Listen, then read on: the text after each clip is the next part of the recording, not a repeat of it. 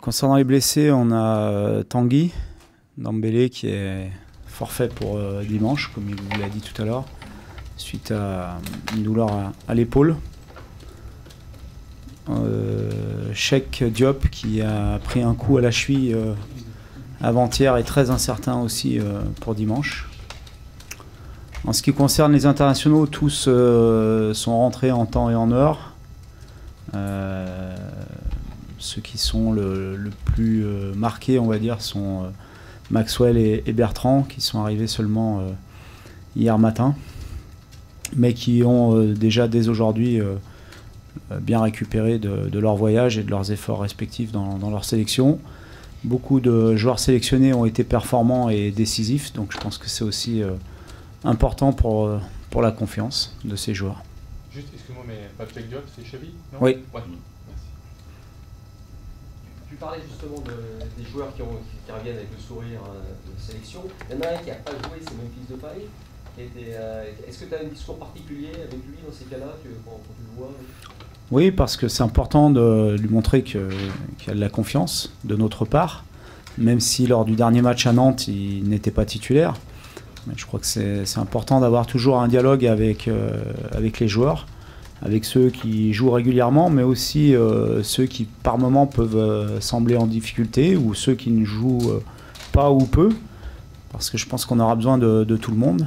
Et Memphis fait partie des joueurs cadres de l'équipe, sur lesquels je compte bien évidemment pour le championnat, pour la Coupe d'Europe et pour les différentes compétitions. Il le sait, j'ai eu l'occasion de lui dire à maintes reprises.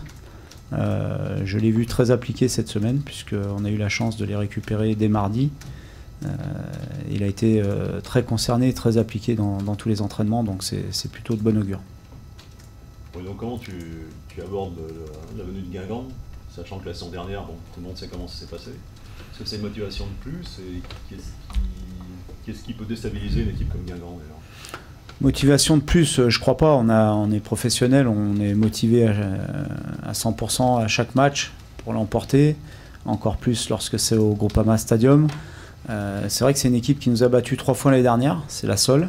C'est une équipe qui nous a mis beaucoup en difficulté avec un plan de jeu bien défini, très rodé. On s'attend au même genre de confrontation dimanche, à savoir une équipe bien organisée. C'est toujours le cas avec Antoine Camboiré, avec un bloc assez bas, mais aussi avec des arguments offensifs dès la récupération du ballon qui sont importants, parce qu'ils ont des joueurs qui sont capables d'aller vite, soit par des courses, soit par des conduites de balles. Donc on s'attend encore une fois à un match difficile, mais comme c'est le cas tous les week-ends dans le championnat de France aujourd'hui.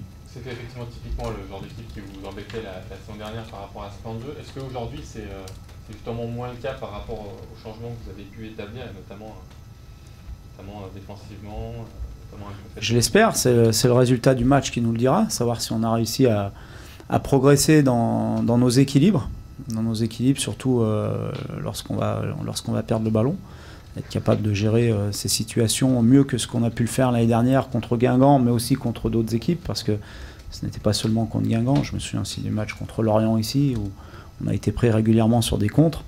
Donc le résultat du match et le contenu du match nous dira si on a progressé. J'ai l'impression que sur les premiers matchs, on a réussi à corriger certaines choses dans ce domaine-là. Mais ça sera un bon test face à une équipe qui utilise le contre dimanche. En quoi vous avez changé, enfin on voit des choses en haut, mais qu'est-ce que, notamment de moins monter pour les latéraux, de moins oui, au milieu à moins nombreux, enfin, tout à fait. On a entre autres une participation d'un des deux latéraux, ce qui veut dire que sur les deux, il y en a toujours un qui reste en couverture avec les deux centraux. Je demande à Lucas d'être beaucoup plus aussi dans un rôle sécuritaire au milieu, de rester davantage en compensation, en sentinelle, on va dire, ce qui ne nous empêche pas d'attaquer en nombre, parce que quand même on joue pratiquement tout le temps avec 4 attaquants, plus un latéral qui participe, plus encore un milieu de terrain, donc ce qui fait beaucoup de joueurs portés vers l'offensive. Mais je pense qu'on a un meilleur équilibre à la perte du ballon, qui nous permet de concéder moins d'occasions et un peu moins de buts, même si on a encaissé 3 contre Bordeaux dans un contexte un petit peu particulier. Mais à 11 contre 11, je crois qu'on n'a pas encaissé de but encore, donc c'est plutôt bien. Puisqu'à Rennes, Marcelo n'était pas sur le terrain quand on l'a encaissé. En parlant de contexte, ce match, on en a parlé tout à l'heure avec le président, c'est aussi un peu le match des présidents. Est-ce que les petites phrases que s'échangent les deux présidents, ça peut motiver, ça peut changer l'approche sportive, on va dire, de la rencontre? Non. Non, lorsqu'on est entraîneur, on s'occupe de son équipe, on s'occupe du plan de jeu qu'on souhaite mettre en place pour le match. En ce qui me concerne, j'ai beaucoup de respect pour Antoine, parce que c'est un entraîneur que j'apprécie, qui est expérimenté, qui a toujours été très réglo. Donc je ne pense pas qu'il y ait une motivation supplémentaire. La motivation, on la trouve parce qu'on est des compétiteurs, qu'on souhaite gagner, qu'on souhaite avancer dans cette compétition de Ligue 1. Et voilà, après, bon, ce qui se passe entre les présidents, ça les concerne eux. Nous, on est concentrés sur le terrain, sur le sportif, sur l'aspect sportif de la compétition. Vous allez attaquer votre première semaine à 3 matchs. Comment tu la prépares? Justement, est-ce qu'il y a une petite différence par rapport à ce que vous avez vécu jusqu'à maintenant?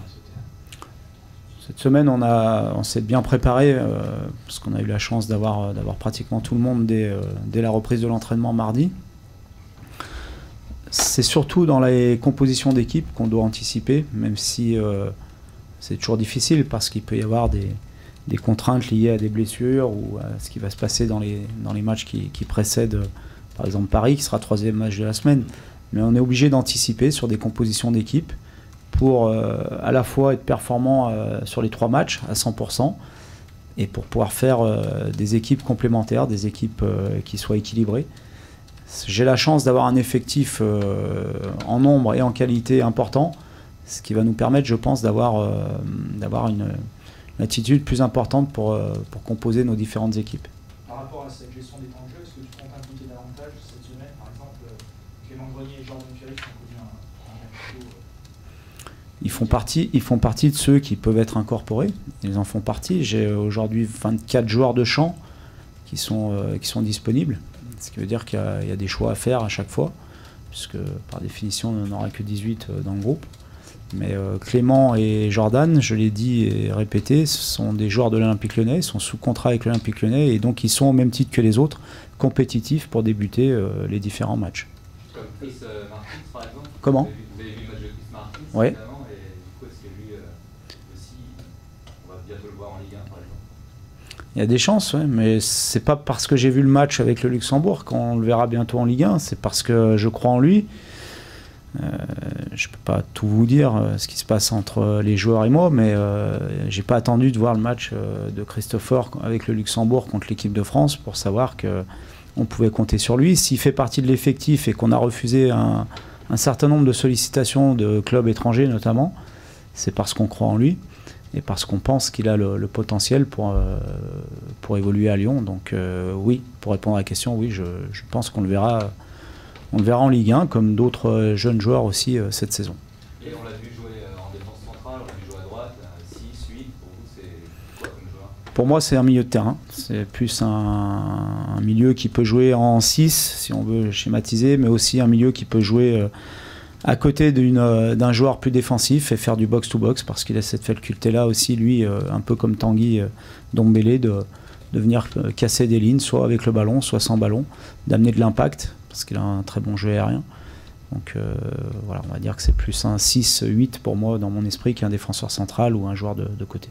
Pour revenir juste à Papchek et Tanguy Ndombele, est-ce que pour jeudi, il pourrait postuler? Justement, là, on essaye d'avoir une vision aussi un petit peu plus loin que dimanche, parce que bon, ils sont forfaits pour dimanche, mais est-ce qu'ils peuvent revenir la semaine prochaine? Pour Tanguy, c'est envisageable. C'est envisageable parce qu'on a fait des soins. Bon, la blessure n'est pas aussi grave que ce qu'on pouvait imaginer au départ. Donc c'est envisageable. Après, il faudra voir au jour le jour la douleur, parce que c'est uniquement un problème, un support de la douleur.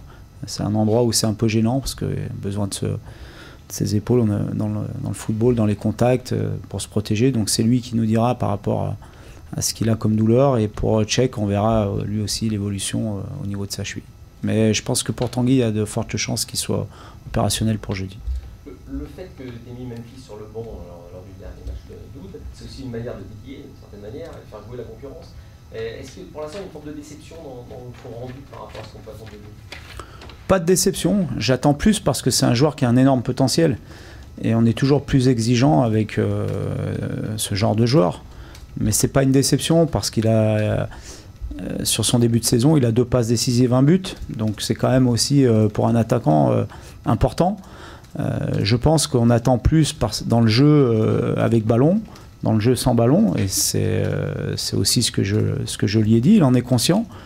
Mais c'était pas forcément pour le titiller que je l'ai mis remplaçant. C'était simplement parce que je pensais que sur ce match-là, la composition d'équipe de départ que j'ai faite était la meilleure pour ce match. Voilà, après Memphis, c'est un professionnel et un grand professionnel et il fait partie pour moi je l'ai dit, des joueurs cadres de l'équipe. Au moment des arrivées de Tchèque et de Ndombele, à chaque fois tu as évoqué l'idée de pouvoir les incorporer dans un autre schéma, donc la 4-3-3 si j'ai bien compris. Quid du coup de Nabil dans ce schéma-là? Ouais, il va y avoir beaucoup de matchs dans la saison, on verra, je l'espère en tous les cas, parce que ça voudra dire qu'on ira loin dans les coupes. Et il y aura un moment donné où Nabil ne pourra pas enchaîner 60 ou 70 matchs dans la saison, en plus avec les matchs de l'équipe de France. Donc dans les moments où on aura besoin de le faire souffler, ça sera aussi un autre système de jeu qui sera envisageable. Ou éventuellement rester dans le même système, puisqu'il y a aussi Oussem Aouar, Clément Grenier qui sont capables de suppléer Nabil. Mais ça me laisse plusieurs possibilités, ce qui n'est jamais de trop dans une saison. Dans le schéma actuel sur Oussem Aouar, c'est la doublure de Nabil ou ouais. Tu peux aussi le faire jouer à gauche? Dans mon esprit, c'est plus la doublure de Nabil pour l'instant. Il a montré qu'il était capable de jouer sur le côté, mais on a beaucoup de joueurs de côté aussi. Beaucoup de jeunes joueurs qui sont capables de jouer sur le côté. Donc dans mon esprit, c'est plus la doublure de Nabil, voire même dans un milieu à 3, dans une position de relayeur. Je pense qu'il est capable de le faire. Il a le volume et la qualité technique pour le faire. Qu'est-ce qu'il attend de plus de Memphis, justement? Qu'est-ce que tu attends de lui en plus? Je pense qu'il a montré jusqu'à présent. Un peu plus d'efficacité dans la préparation de ses actions. Je pense qu'il doit s'améliorer dans ce domaine. Il y a des zones où il doit être plus juste techniquement. Il y a eu un peu trop de déchets techniques pour un joueur de ce talent et de cette qualité. Voilà, mais encore une fois, son début de saison reste satisfaisant parce qu'il a été décisif. Maintenant, j'attends plus de lui dans le domaine de la préparation de notre jeu, dans le domaine technique surtout. Bruno, il y a clairement plus de concurrence à tes yeux désormais par rapport avec le groupe que tu as Oui, il y a de la concurrence partout, dans toutes les lignes. Certaines lignes encore plus que d'autres, mais je pense que c'est nécessaire à la fois pour progresser individuellement, pour tirer l'équipe vers le haut, et aussi parce qu'il y a beaucoup de matchs et qu'on sait très bien qu'on ne peut pas faire une saison avec 11 ou 14 joueurs. Donc voilà, c'est nécessaire pour des clubs comme le nôtre d'avoir un effectif aussi conséquent. Est-ce que tu sens déjà des choses qui progressent au jour le jour, dans les entraînements depuis le début de saison, la qualité des entraînements est intéressante, mais c'est vrai que depuis une quinzaine de jours, je sens que l'intensité des entraînements est encore supérieure. Ça reste dans l'esprit, donc c'est ce qui est le plus important, mais je pense que c'est ce qui nous aide à progresser, à tirer l'équipe vers le haut, à la fois individuellement et collectivement. Bruno, pendant ce mercato, vous avez perdu 3 joueurs cadres formés au club, donc Max, Coco et Alex. Les dernières années, pardon, on avait l'habitude de voir 7-8 joueurs formés au club présents sur certains matchs. Qu'est-ce que ça change justement d'avoir une équipe moins avec des joueurs formés au club, et comment vous essayez de conserver cette identité lyonnaise, notamment par le brassard de Nabil, j'imagine? Oui, notamment par le brassard de Nabil. Il reste aussi Anto Lopez qui a été formé chez nous, qui a un rôle très important sur le terrain et en dehors du terrain. On a beaucoup de jeunes joueurs aussi formés au club qui font partie du groupe d'entraînement et du groupe de match régulièrement. Donc on l'entretient par cette présence. Je trouve que c'est aussi intéressant d'avoir de nouveaux joueurs qui arrivent d'horizons différents. Et ce que ça change, c'est dans notre travail de préparation, parce que quand on a un groupe qui bouge peu, on a des principes, on va dire pas des certitudes, mais de fortes convictions, et donc c'est entre guillemets un travail plus simple. Là, quand on redémarre avec beaucoup de joueurs nouveaux, il faut inculquer ces principes, il faut les faire travailler encore plus, il faut faire prendre conscience de l'importance de ce qu'on fait avec le ballon et sans le ballon à à tous ces joueurs qui arrivent de différents horizons avec des visions parfois différentes de par leur culture, de par les entraîneurs qu'ils ont connus. Et c'est un travail complètement différent, mais qui est très intéressant. Et c'est, je pense aussi pour cette raison qu'on fait ce travail.